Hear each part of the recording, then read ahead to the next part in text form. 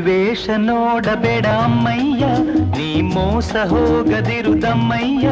ಈ ವೇಷ ನೋಡಬೇಡ ಅಮ್ಮಯ್ಯ, ನೀ ಮೋಸ ಹೋಗದಿರುದಮ್ಮಯ್ಯ. ಎಂದೆಂದ